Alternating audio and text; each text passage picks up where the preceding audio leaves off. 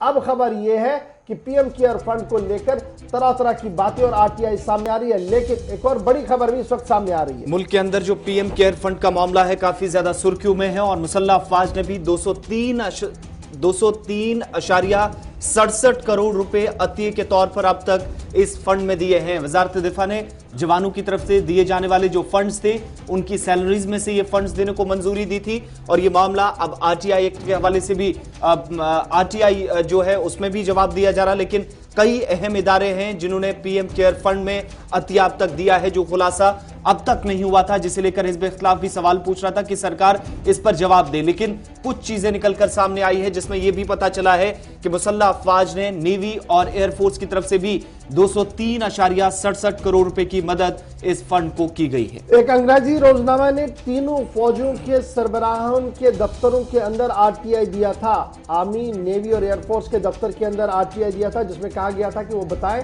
کہ کتنا پیسہ پی ایم کیئر فنڈ میں دیا گیا ہے، لیکن دو یونٹس کی طرف سے، ایئر فورس اور نیوی کی طرف سے، اخبار کو نہیں بلکہ اپنے ٹویٹر پر اس بات کی وضاحت کر دی ہے کہ انہوں نے ایک دن کی سیلری جو ہے وہ دے دی ہے، اور اس طریقے سے جب اس کا تخمینہ لگایا گیا تو 203.67 کروڑ روپے کا ہے، وہ بنتا ہے ایک دن کی سیلری جو انڈین ایئر فورس اور نیوی کی طرف سے وزیر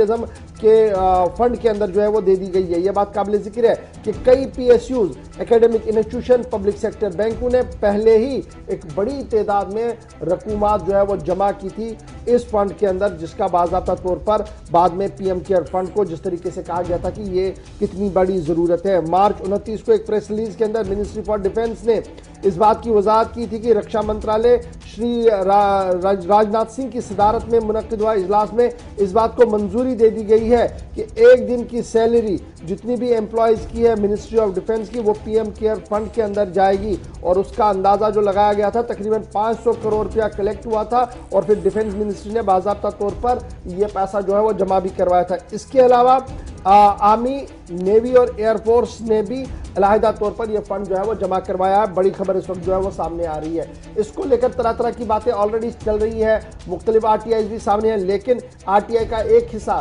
جو 3 فوجیوں کو لے کر تھا اس کی ایک خبر ہم نے آپ کے سامنے جو ہے وہ رکھ دی ہے۔ بڑھتے ہیں ذرا